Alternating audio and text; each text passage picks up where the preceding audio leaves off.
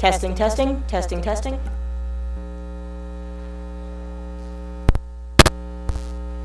Testing, testing, testing, testing.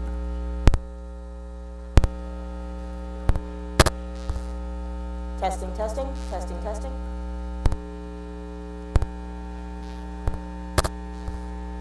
Testing, testing, testing, testing.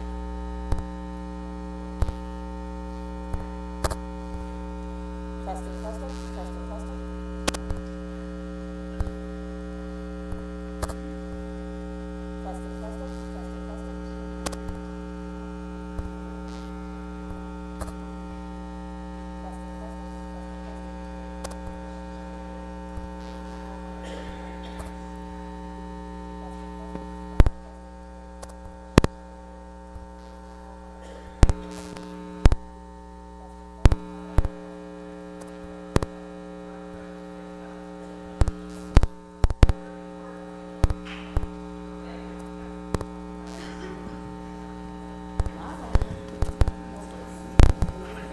Case number 679 in Franklin Square.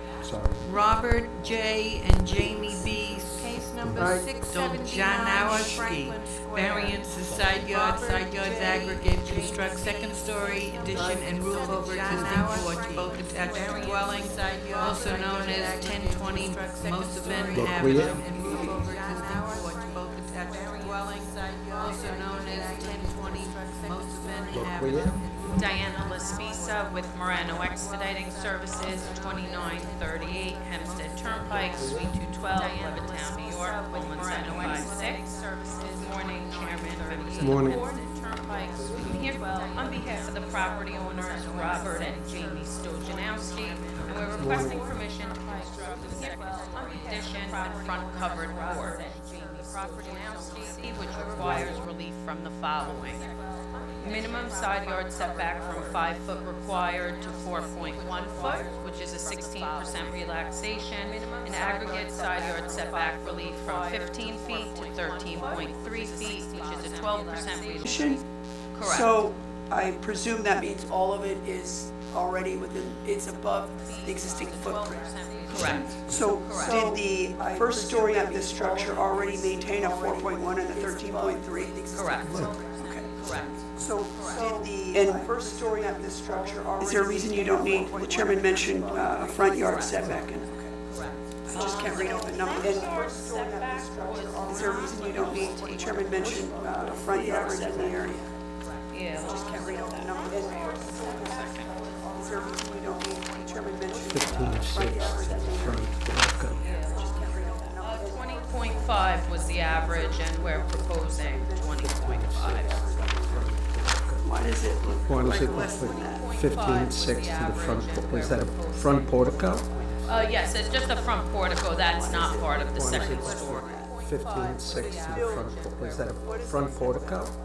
Yes, it's just a front portico, that's not part of this. To the front portico part, to the actual addition is 20.5. So the front portico exists already?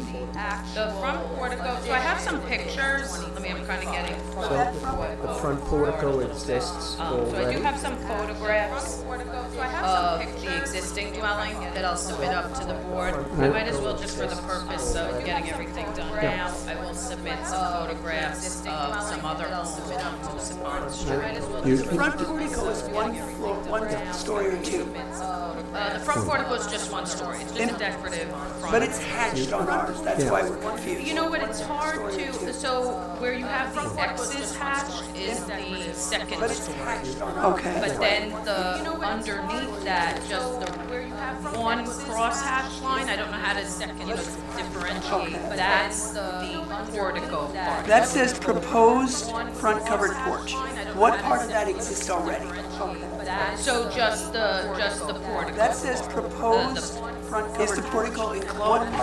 No, it's not enclosed, and then they're just kind of extending the roof line. So you can see, I also, Is the portico the board, I believe you have plans, but if not, I can provide, they're just kind of extending the roof. Okay, hold on, so that portico provides a 15.6. Is that a permitted encroachment, Colleen, when it's just the, okay, hold on, so that portico, and then now you want to change that. 15.6. Is that a permitted encroachment, Colleen, when it's just the, okay, hold on, so that portico, and then now you want to change that. 15.6. Is that a permitted encroachment, Colleen, when it's just the, okay, hold on, so that portico, and then now you want to change that. 15.6. Is that a permitted encroachment, Colleen, when it's just the, okay, hold on, so that portico, and then now you want to change that. To look at, it just might make it a little bit clearer for you. Yeah. So the portico directly over the, it just might make it a little bit clearer on there. That's the part that projects out the most, Yeah. 7 foot. So the portico directly over the, it just might make it a little bit clearer. The remaining, that's the part that projects out the most, 7 foot. So the portico much further towards the front yard. The remaining, that's the part that projects out the most, 7 foot. Yeah, I guess my confusion is the 15.6 with the roof and what you're changing on it, because if it's a permitted encroachment as the roof, but 15.6 with the roof and what you're changing on it, because if it's a permitted encroachment as the roof, I but see what you're saying. 15.6 Did, the 15.6 was a permitted encroachment? I don't know if you just covered. I see what you're saying.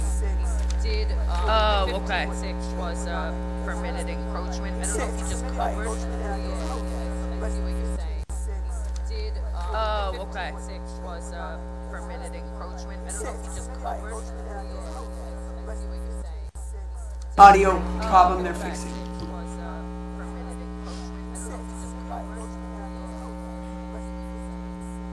Audio problem they're fixing.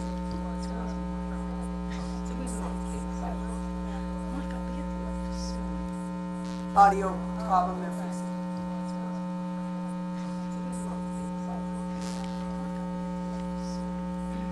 Audio problem they're fixing.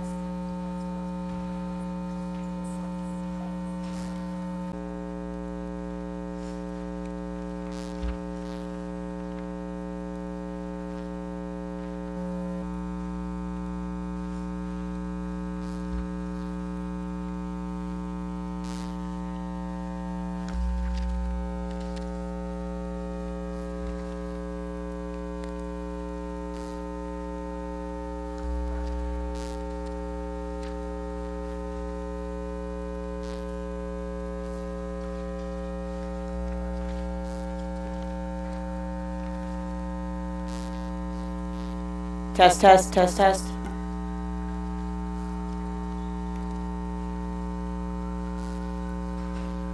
Test, test, test, test.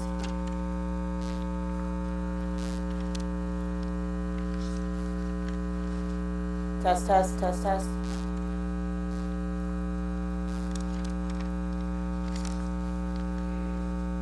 Test, test, test, test. Test, test, test, test.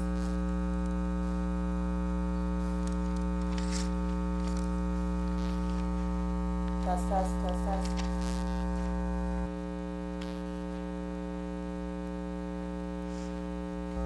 Test, test, test, test.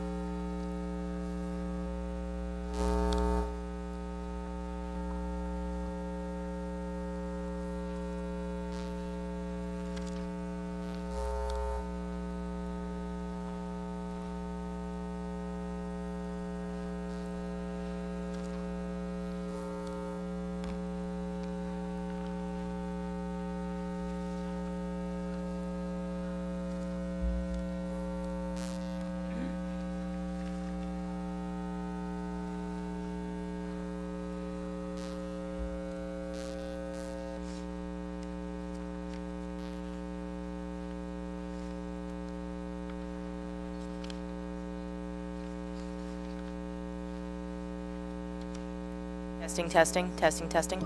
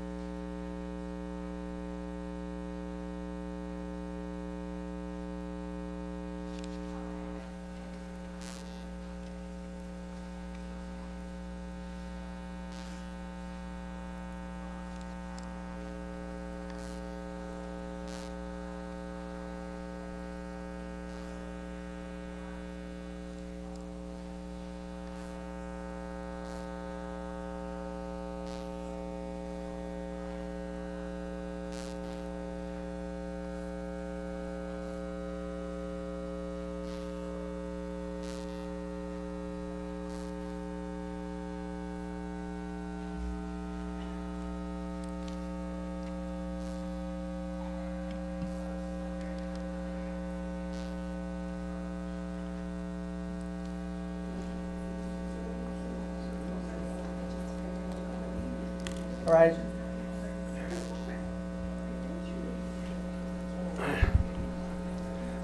Notwithstanding the fact that the live stream is a bit muddled, we do have minutes, so we're going to continue. Notwithstanding the fact that the live stream. Any other questions from the board? A bit muddled, we do have minutes, so we're going to continue. Notwithstanding. If not, do I have a motion? From bit muddled. That the hearing be closed, the matter be placed on the decision calendar. Mr. Spiza, you'll be notified by mail of the board's decision once it's rendered. Thank you. Thank you. Second, all in favor, any opposed? Calendar, Mr. Spiza, you'll be notified Next by mail case. of the board's Case decision once it's rendered. 681 and 682, Second, near all in Westbury, favor, any Karen opposed? Singh. Variance, Next lot case. area occupied, construct addition and partial roofed over patio, both near All in west favor, dwelling. any Variance, opposed? lot area occupied, front yard average setback, maintain roofed over open porch attached dwelling, also known as 703 Kensington Drive. Front yard average setback, maintain roofed over open porch attached dwelling, also known as 703 Kensington Drive. Front yard average setback, maintain roofed over open porch. Please state your name and address for the record. Thank you, Chairman, members of the board. For the record, my name is Tom O'Connell, architect from the business at 1200 Veterans Highway, Hopog, New York, representing the Senior Center application. Members of the addition around, my name is Tom O'Connell, architect. Good morning to you. So, this thing's approached me because they currently have a one-story home.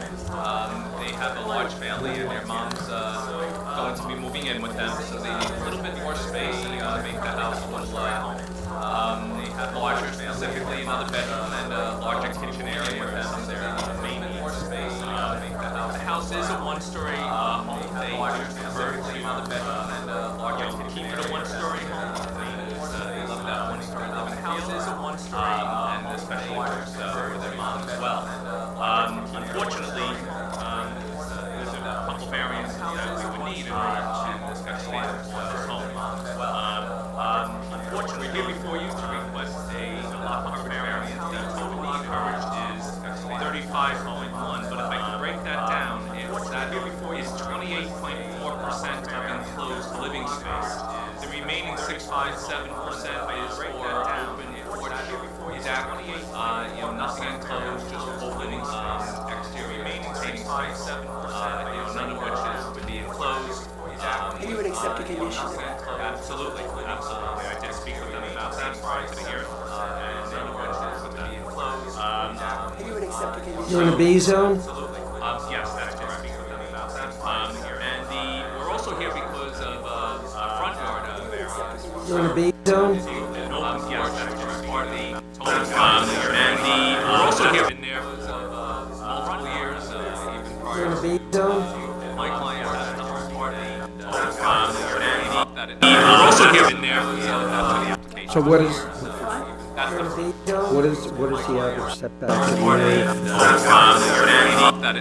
also here in there because of the application. So what is, That's you're in the a B zone? What is the average setback? we're also here in there because of the application. So what is, That's you're in a the B zone? What is the average setback? we're also here in there because of the application. So what is, That's the B zone? What is the average setback? we're also So what is, Required is 31.46. what is the average setback?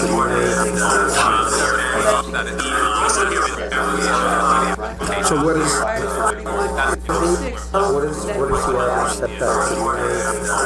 The other addition is So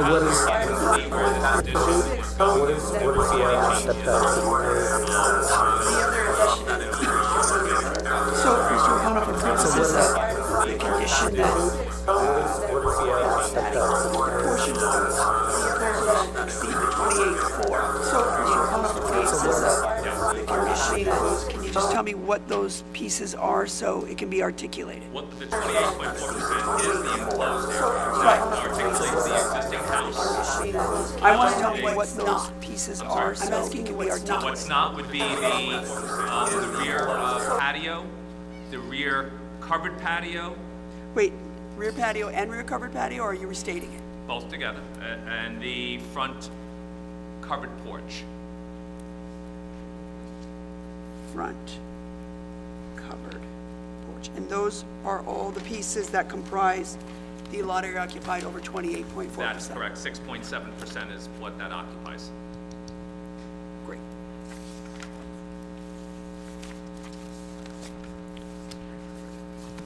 Any other questions or comments from the board? If not, do I have a motion? Move that the hearing be closed, the matter be placed on the decision calendar. Mr. O'Connell, you'll be notified by mail of the board's decision once it's ready. Any other very much. questions Thank or you. comments from the board? You too. All in favor? Any Move that opposed? the hearing be closed, the matter be placed on the decision calendar. Mr. O'Connell. Case 683 to 685 in Woodmere, Michael Dax. Variances, lot area occupied, front yard setback on Green Place, construct roofed over open attached, over, Open what? attached to dwelling. Maintain 6-foot-high fence forward of the dwelling and maintain living fence varying in height from 12 to 16 feet and located in clear side triangle at owner's driveway. Variance front yard setback on Fairway Drive, maintain 3 AC units attached to dwelling, also known as 894 Green Place. Please stand.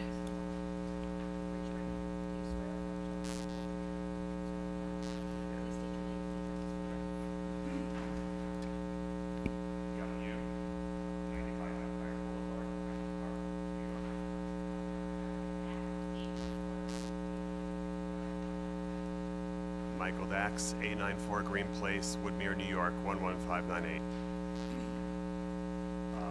So I'm here representing Michael and Erica.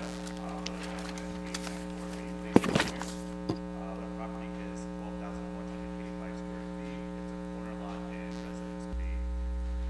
We're seeking relief from building area coverage where the permit is 27.5%. We're requesting 31.2%. The permitted lot coverage, 30%, we're requesting 32.1%.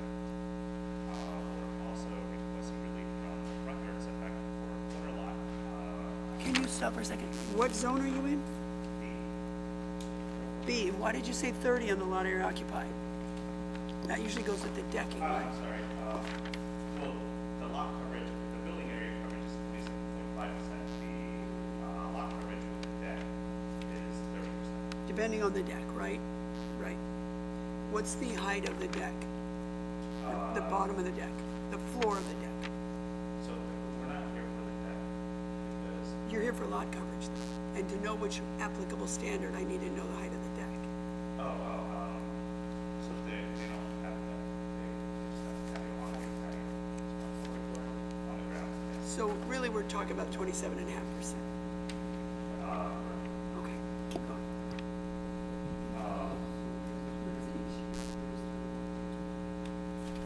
That's, I'm including the mechanical tanks. The front yard setbacks for the corner lot should not be less than 25 feet. We're requesting 17.33 feet to the north on Green Place, southeast side of the house, and 20.18 feet to the mechanical pad, along Fairway Drive, southwest side of the house. We're seeking to maintain the 3 AC units, that's within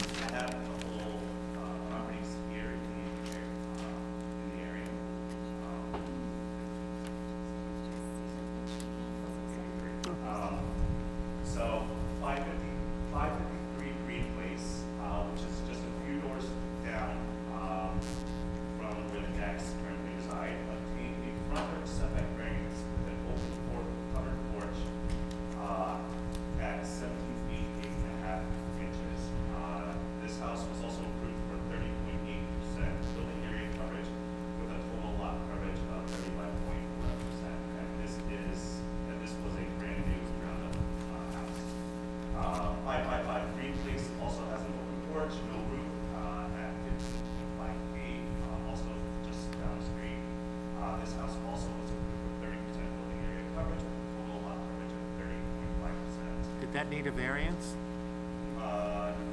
You see, they changed, it used, Residence B used to be 30%. And then it was changed, I don't know, maybe 10 years, 15, maybe even longer, 20 years ago, that it's 27.5%. So if these were pre-existing buildings before the ordinance changed, then it did not need variance. However, you have to apply today's standards today. So if you tell me that So lot 53, Green Place was built in 18, You're asking then for 32.1% coverage, right? Correct. But you have over a 12,000 square foot lot, right? Mike, okay. Does your client anticipate they're only gonna maintain the one curb cut, correct? They're not requesting any additional curb cut? Correct. Yeah, the issue, I mean, I'm just one of the group, but, you know, the driveway and that, it shows the hedge going down the northern, I guess it's more of the eastern property line, you know, the side where the trees come down and then they turn toward the neighbor's property. Right by the So, driveway. right, so what portion of those trees belong to the applicant? So the applicant's not here to legalize those trees? No. Not any of those trees? None of those So trees. only the other trees? Only the trees along the fairway. Like the southern, Correct.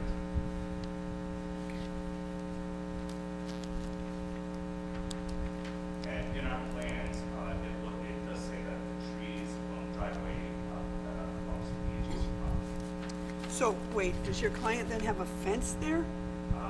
They do in the rear yard, but not in the front. Hold on. Does your client, so you're here for relief for a 6-foot high fence forward of the dwelling and a living fence varying in height, blah, blah, blah, located in a clear sight triangle at the owner's driveway. The only one I can see at the owner's driveway is the one you're now telling me is not your client's, unless there's a fence next to it that is your client's. There is a fence along the fairway drive. Okay, I'm asking you about the northern property There's line. one other side? No, there's nothing there that we're requesting. So, forward of that dwelling, running along the northern property line toward Green Place, your client has no fence or trees forward of the dwelling on that property. So what are you here to legalize next to your client's driveway in terms of a fence or trees? Nothing.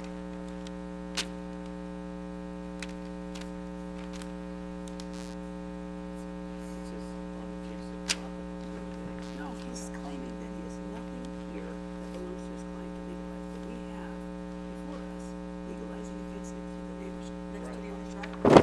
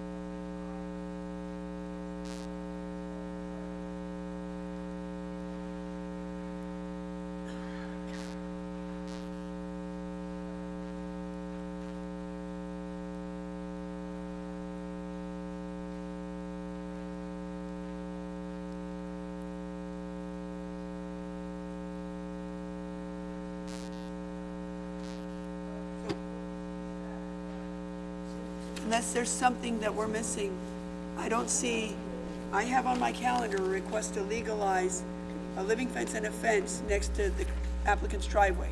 And as far as what you're telling me, there isn't one. So there is no need to grant something that is not necessary. If your client doesn't maintain, if that's not your client's, we can't approve it if we wanted to, and we don't intend to. So we're gonna dismiss that portion of your request. Understood. Okay. And this was something that we were actually having a conversation, when we put Right. The decks actually for them to be removed, but. We can't mandate that either. Doesn't belong to them. Not just the Doesn't belong. trees. Again, your client has no fence If there's a there, right? fence, No fence, no trees. Well, you can call the town, report it, just FYI, because it's, unless they got relief previously, you know, that's a safety issue. Let Mrs. DeResta show you a photo and clarify it. that makes for good neighbors, doesn't it? I know, I didn't know what to say.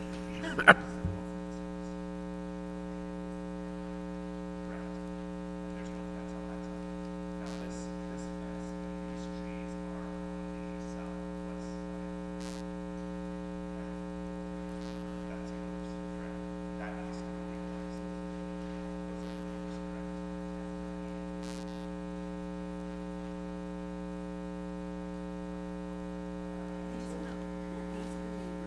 Right.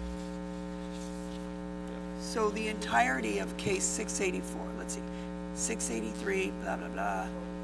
Okay, 684 is maintain 6-foot high fence forward of the dwelling and living fence varying height located clear side triangle at the owner's driveway. That's case 684, so we'll dismiss that case. But then what about the other, but he's got,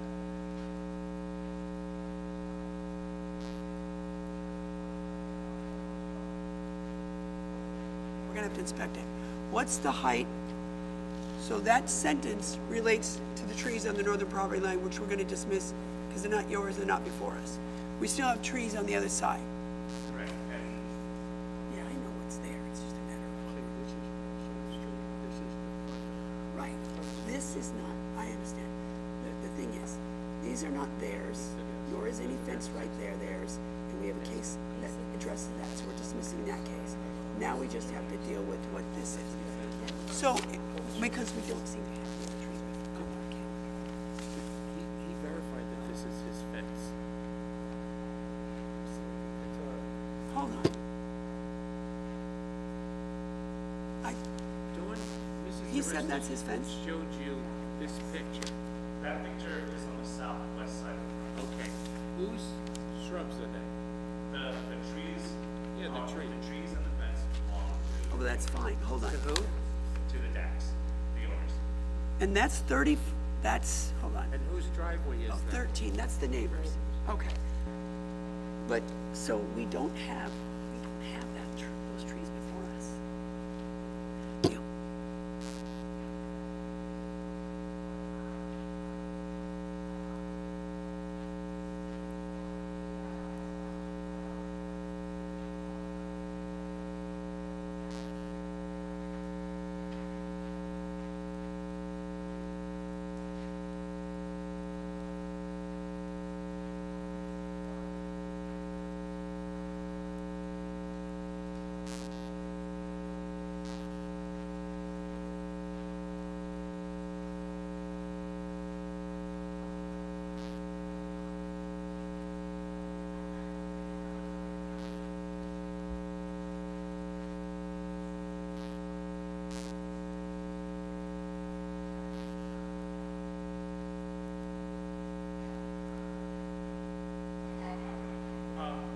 If I may, I mean, in my drawings, the trees on the right and the trees on the left, right? So in my drawings, it says, what? I'm sorry, yes. All right, so the trees in the drawings on the south side of the property, right along Fairway Drive, I have it down as 14 to 16 foot high living fence, right? And then if you look at the trees.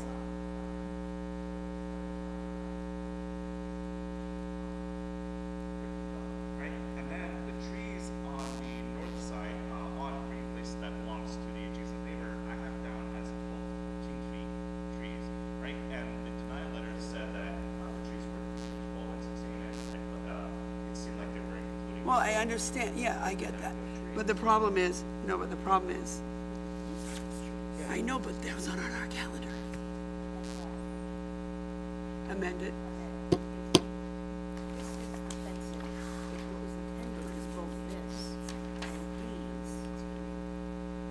I understand. All right, I'll just make the so. I understand. Yeah, it's not rocket science. All right, so, when we deliberate, or Mr. Chairman, I'll move right now that we amend the caption, to, eliminate the request for the trees from 12 to 16, which is case 684, in the clear sight triangle of the owner's driveway, which is the set of trees and fencing running along the northern property line, and that we amend it to include a request for the trees and fencing running on the southern property line along Fairway Drive. And then we deliberate on the case in that fashion. I think there was sufficient notice, that we don't have a notice issue. Aye. All right, we'll dismiss that northern side, amend it to include the southern. And we'll use the number 12 to 16, because the cap, you put 16 on either side, right? Yeah, 12 to 16.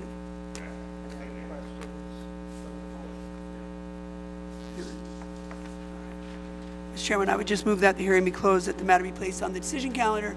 Each of you who have signed in will receive a copy of the board's decision by mail once it's rendered. Aye. Thank you. Have a nice day.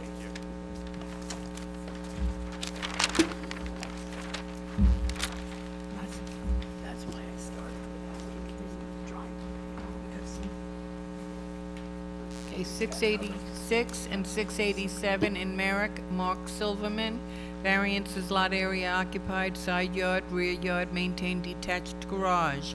Variances: lot area occupied, rear yard, construct second-story addition to dwelling, also known as one or street. Please stand.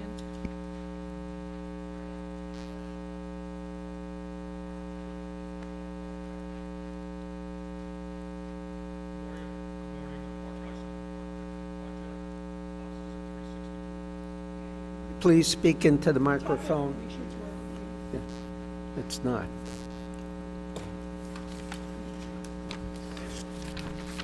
Can you help out? Good deal. Either way. Okay. There we go. Mark D. Geiselman, architect, offices at 364 West Fulton Street in Long Beach, representing Mr. Silverman, the owner of 1 Orr Street. Okay. Two issues we're dealing with here. The first is the second floor addition to the existing dwelling, over the existing dwelling, and a small extension of about 31 square feet over the existing side stoop, not including the stairs. That addition requires relief on 2 instances: lot coverage, which hasn't really changed, of 21.27, of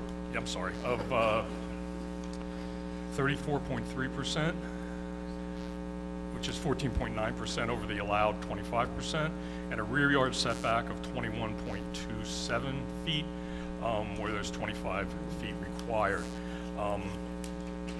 There's no increase to the existing footprint of the house, again, except for that second floor extension over the side stoop. The second issue we're dealing with is maintaining an existing garage, which contributes to the overall lot coverage, but is in compliance with the coverage for the rear yard, with a side yard of 1.81 feet, where 2 is required. I'm sorry, I'm just looking here. What is your, oh, here it is. Your existing lot coverage is 34, no, that's building area. No. What is your existing lot coverage? I'm sorry, I'm seeing. The existing lot coverage is, building area, 34.3%. Oh, so it is, okay. Yes. 30, and I'm including the stoop in that. It is over 30 inches. I'm not sure if it was included in the previous variance grant. And then what is the proposed lot coverage with the garage? 34.3%. Oh, that's right. Yeah. The construction, and the second story is only within the footprint, right? Correct, except for that little extension over the side stoop in the rear, which is about 31 square feet. And you included the the square footage of the side stoop in your That's correct, yeah. calculations. Because it's over 3 feet. Right. What is the line on the driveway side that jogs over to the north side and then jogs back toward the south and goes to the garage? That's the driveway. That property is commercial property, and this property was previously owned by the owner of that commercial property. Is that a property line, or is it just a No, right-of-way? the property line is the heavy dash line. That line to the north of is the driveway. May I ask you, when was the garage constructed? If you said it already, I apologize. It's difficult to say. There was a permit issued for a garage in 1932, but it had shown that garage on the other side of the property. So I So don't know the when that applicant garage just was. wanted to put a second, It's not new. It's substantially, so I assume that the applicant found out about the garage needing a permit when the applicant wanted to construct the second story? correct. I mean, I investigated and found that old permit for a garage. Wasn't able to find the plans for it, but the plans examiner found the plans or original site plan back in the day for that, and it was in a different location. So we have to maintain this existing garage. From the construction foundation, the way it's built, I would estimate 50s, 60s maybe. I'm still confused by, did he give a right-of-way to the neighbor? There is a letter that was put in the file, I don't know if I have a copy of it here, that the neighbor granted him that use. So his actual driveway then is 9.3 feet wide. Well, it's 9.3 feet to the property line, the driveway is 13 feet wide. Right, but his that he owns. His that he owns, yes, correct. Which is still adequate for vehicles. Correct. Now Google Earth shows that there's a aquarium maintaining or something that the owner, there's a truck parked in front of this house, subject Okay. house. Does he own the business to the north of him? He does not. He does not. He owns the aquarium business, and he's there from time to time, because he has a lot of aquariums in his house, in addition to the pond in the back that we're removing, so he maintains them there. I was just looking for, I unfortunately don't have a copy of that letter, but it is in the file, granting that permission to use that for the driveway.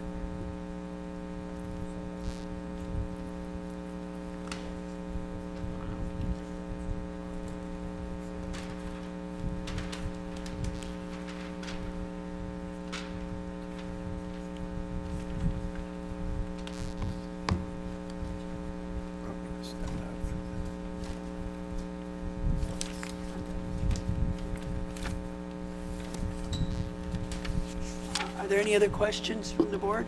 If not, is there a motion? I move the hearing be closed, the case placed on the decision calendar.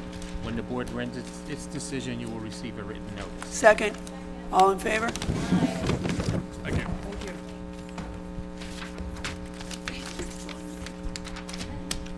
Winnie. Case 688 of 24, near East Rockaway, Michael Mawini. Variances, lot area occupied, front yard average setback, side yards aggregate, maintain addition and open porch, both attached to dwelling. It's a rehearing of case number 39 of 24, also known as 5 Cook Street East.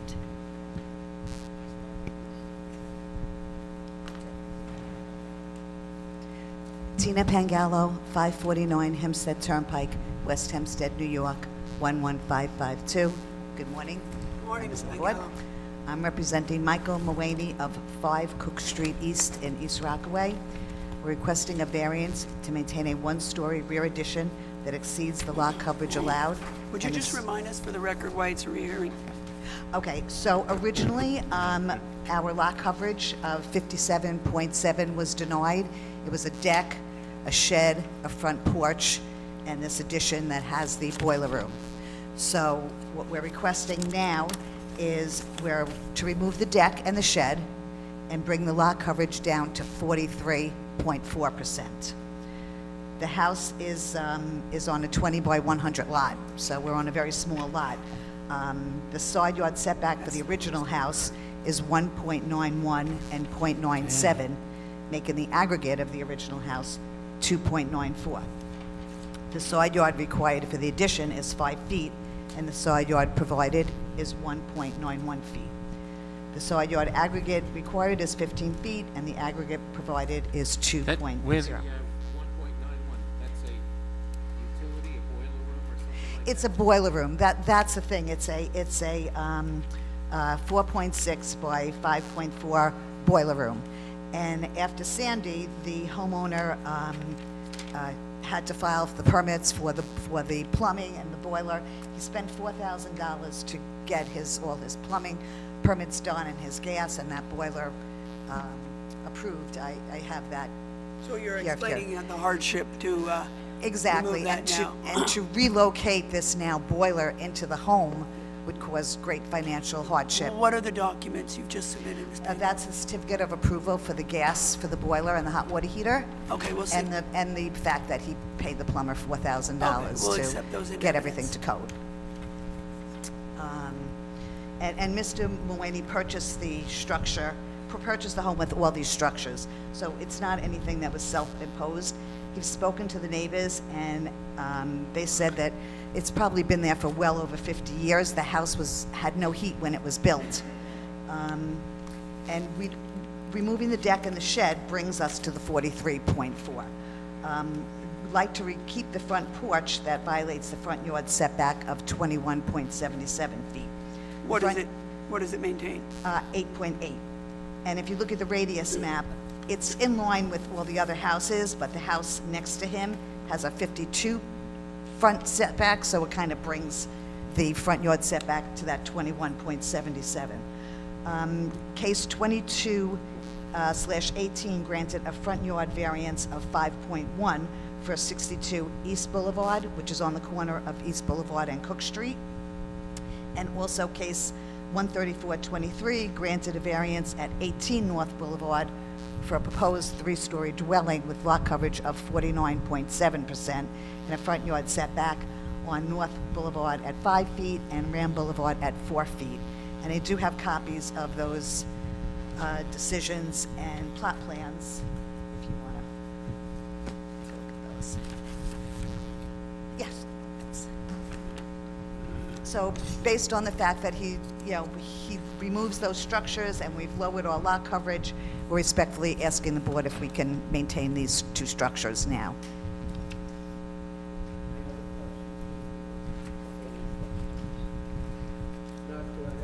Move that the hearing be closed, the matter be placed on the decision calendar. Ms. Pangalo, you'll be notified by mail of the board's decision once it's rendered. Thank you very much. Have a happy Thanksgiving. Happy Thanksgiving to you. Ms. Pangallo? Yes. Off the record, was that case 674 in Levittown, Carolina Uji, was that your case at 35 Meander? No, not me.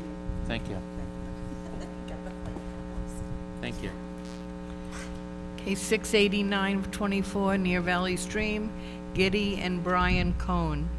Variances height, lot area occupied, rear yard, construct 2-story dwelling with porch, rear deck, cellar entrance, and 3 AC units, all attached to dwelling, demolish existing dwelling, also known as 759 Hillcrest Place.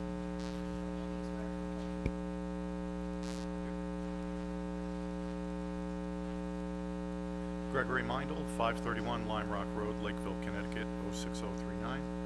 Appearing for the owners, Gideon Brian Cohn of 759 Hillcrest Place, Valley Stream, New York. Good morning. We're here this... I will get into that. Sure you will. We're here this morning proposing a 2-story dwelling with porch, rear deck, cellar entrance, and 3 AC units attached to dwelling. As Mrs. D'Amato stated, we do need a variance for height. These properties located in this area have a very high water table. And this particular property had a letter of map amendment done. We're actually located in flood zone X. We have 8.1-foot elevation. I thought you were proposing a basement. We are. We're in flood zone X, which is not a flood zone. Therefore, we're allowed to have a basement. I'm still confused how you have a house that can have a basement when you still need a high variance. Go ahead. Due to the high water table, the house is elevated out of the ground, as you can see on the plan. The proposed height that we have on this particular dwelling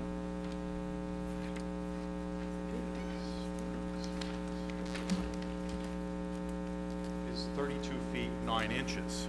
I would point out that there is a neighboring home located across the street that had been before this board for a variance, which was granted a 33-foot height variance. It's a very similar sized home. When was it constructed? Because you know the height didn't change. Yes, no, this was recently constructed under this zoning. This was done in 2022. Additionally, the Cohn family, they have 4 young children. They've owned this home for more than 10 years. They wish to reside in this particular neighborhood and stay here. They've put in a great deal of time and effort, obviously by doing a letter of map amendment, by doing a proposal that is architecturally very aesthetically pleasing. I have a color rendering that I'll submit to the board that shows our proposed project. Mr. Mindel, you cited a couple of houses, and what were the case numbers on those that got variances? I actually have the case here with me that I can submit. A second. Do you have it in,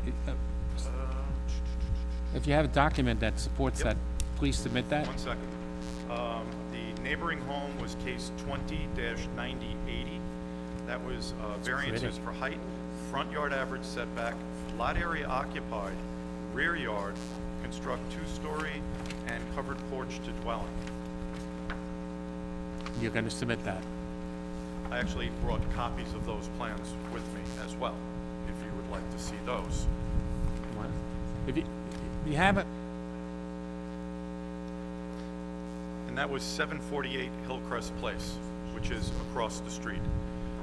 Additionally, that was the same flood zone, I guess, X? yes. Thank yes. you. All of the homes located in this area, they have a high water table. The soil is not very stable. We've had soil tests that were conducted late last year on the property. The house will actually be constructed with screw piles at great expense. Most of the homes throughout this area are actually constructed on wood piles originally, back in the 50s. Are the screw ones the ones that are also called helical? Helical piles. You didn't think we knew that, huh? My house is on those. I was trying to use terminology. Are this, Mr. Ryan, the first floor is, there are the numbers here. It looks like the finished floor starts at 14, is that right? Oh, the first floor elevation. Yeah. It just looks like the That's- first floor ceiling. That's actually the flood elevation. That's not the height out of the ground. The house is, No, I know. finished floor is 5 foot 9 inches above grade. Well, I'm just going by elevation. Yes. So elevation 1400 first floor. Isn't that the floor, the first floor? The first floor is at elevation 14, Right, and then, and it looks like the plate. grade is at 9 foot. Right, it looks like the plate is, it's the elevation number, but it looks like the plate is at 10 feet above. Is the ceiling? Yes. 9 feet, correct. And this is similar to what's being built throughout the area.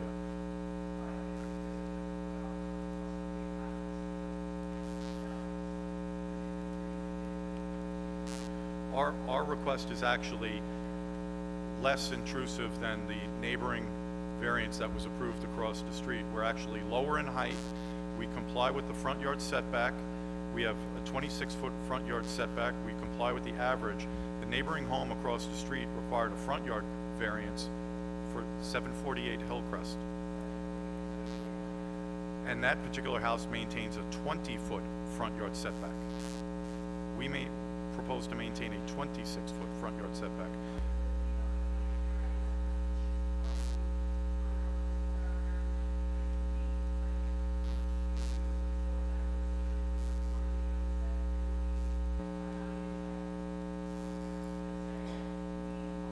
We need more than that in this particular case.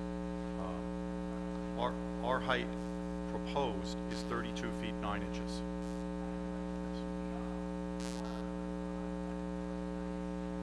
It would also be out of character with the other homes that have been approved before this board with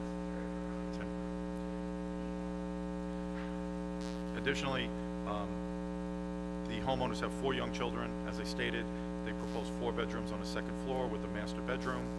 The rear deck in the rear yard is proposed at approximately 5 foot 6 inches above grade. That requires a rear yard variance.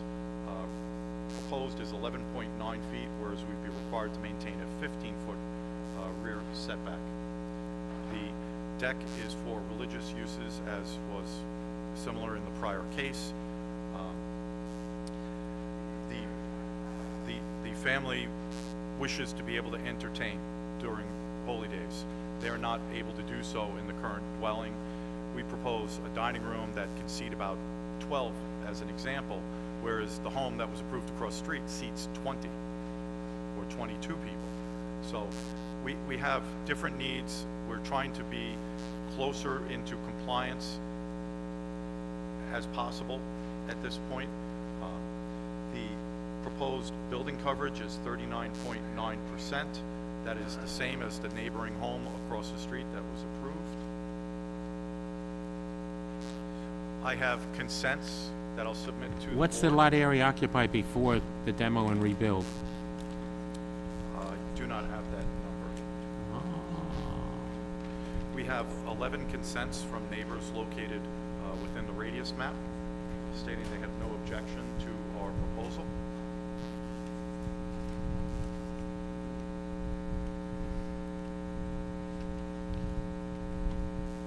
So in regards to the deck is considered a one-story structure. We're basically requesting permission for 3.1 feet.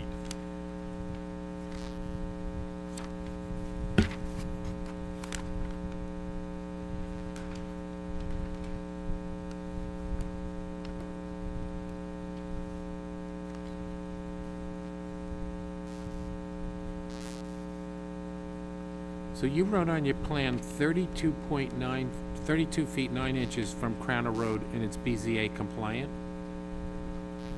It's not.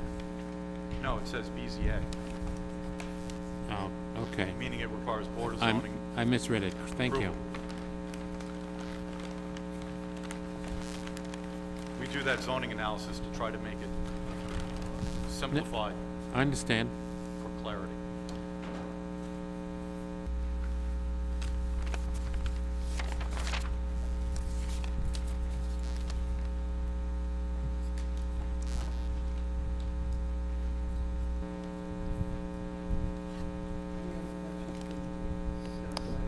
Move the hearing be closed, the matter be placed on the decision calendar. Mr. Minor, you and if your client signed in, you'll all receive a copy of the board's decision by mail once it's ready. Thank you, Mr. Minor. Thank you. Aye. Aye.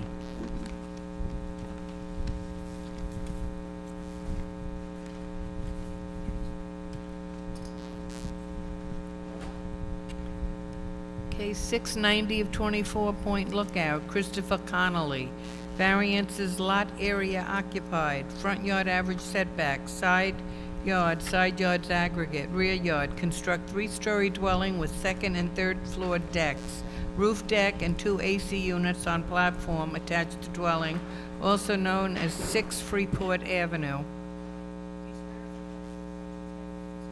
Yes, I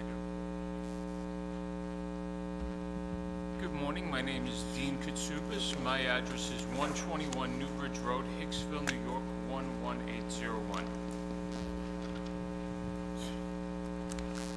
Good morning, Mr. Katsoupas.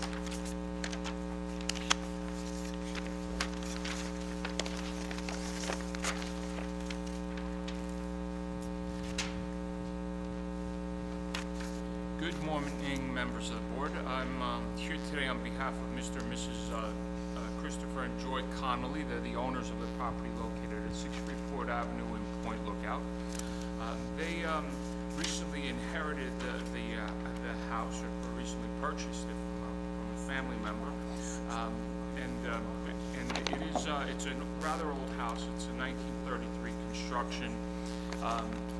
In let's say fair to poor condition. They did consider either raising it or remodeling it, but building a new house is a better option for them for this location. So that house was previously demolished? No, it's not demolished yet. So at this point, the Connollys have moved out of the house and the utilities are disconnected, but it's not demolished yet. So. But usually it says demolish existing building when it says construct. Yes, they did live in the house until very recently, because this, it took a while to get the deed put into their name, and then, so and to get this, hearing. So until very recently, they moved into the house. At this point, they are renting, until the construction, happens and demolition. So this property is, like most properties in Point Lookout, it's a rather small, and it's a unique situation, as most of the properties do not comply with the Res B zoning in Point Lookout, and there's been many new houses which are, similar in large, in nature. So I know that, we're requesting permission for a 3-story house. It's really it's got a ground floor with a garage space, a foyer, and some storage space. It will accommodate 1 car in the garage, 1 car in the open space, and very little, just the entry floor will be on the ground floor. So that will Mr. Katsubas, hold on. Your DFE is 11 feet. The things you've just described, so 11 feet down is your FEMA Yes. level. The things you've described are all in that level, correct? Correct. So You're proposing your finished first floor at 16.3.5, correct. right? Correct. So you have that floor and 1 more floor. Correct. So why are we calling this a 3-story? 3-story. That's how it was called on, the building department labeled it a 3-story house, and it's really, that's why I'd like to emphasize, it's really not exactly a 3-story house. I mean, there is a foyer on that ground level. I don't know if that's what makes it 3-story. Other than that, I do, if you look at the page A1 is the floor plan of the ground floor. It's got garage, storage, and then the entry floor. After that, then you go up to the second floor, which is, the second floor is, or the first floor anyway, is at the proper FEMA level, 16 feet up.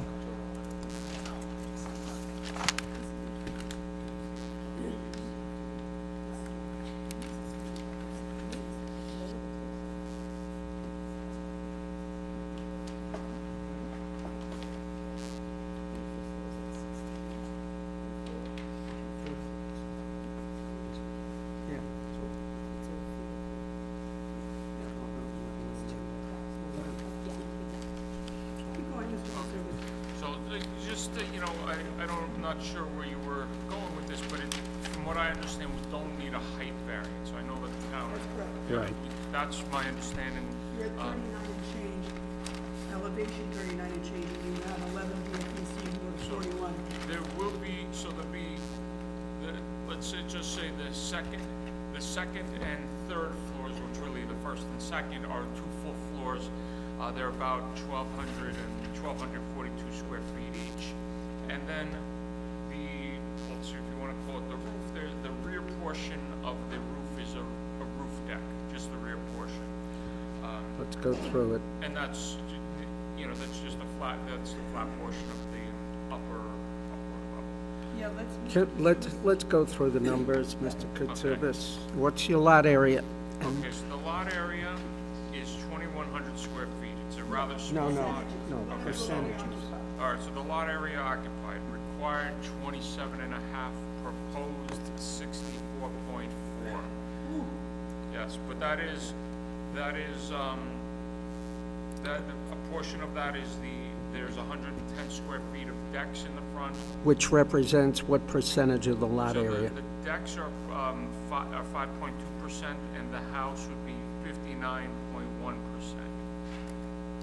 That I believe is our most substantial variance. We're also asking for side yards and side yard aggregates, front yard and rear yards. What are they?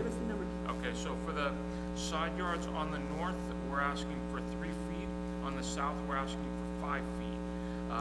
Where the requirement is 5 on the minimum and an aggregate of 15. So we're shy both on. So you got it, you have 8 feet, 8-foot right? aggregate. On the rear yard, we're asking for a 4-foot rear yard, 4 foot to the dwelling, and 1 foot to the air conditioner platform. What is required? We're supposed to have 25 feet to the dwelling. And again, that's, pretty, I've seen houses rather close in point Okay. lookout. On the front of the house, we have a setback of, 3 feet to the front property line, that is to the deck, and 9'6" to the main, to the house. And What's required? The required for the front is 12.4 feet for the front yard setback. That's the average on the block as it sits. So 12'4" to the house with an encroachment for the decks. It would be to 6'4" for the deck. So we're asking for 3 feet to the decks and 9'6" to the house.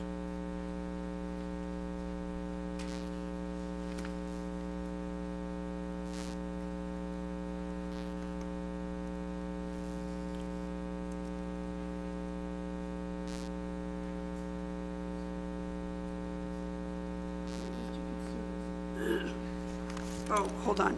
So the front yard average at that property is 4.2, right? And it said you proposed the dwelling at 9.6, is that right? Yes, 9'6" to the dwelling. But it's the porch that is triggering. Both the house and the porch require variances, because the average setback is 12.4. Well, why does it say 4.2 on your chart?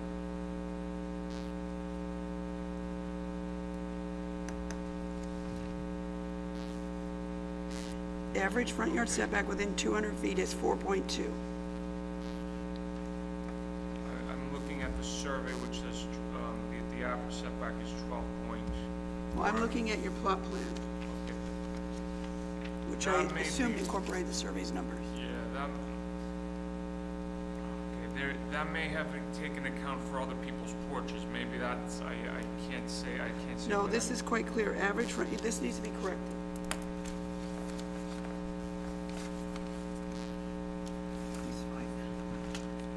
See what it says on this one.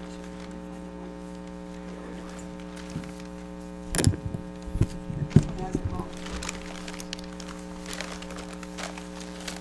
Correct this one.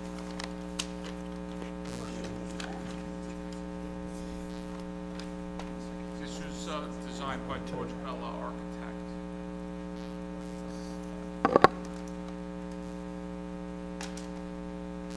I don't know. He didn't draft the plans. He's gonna correct. Okay.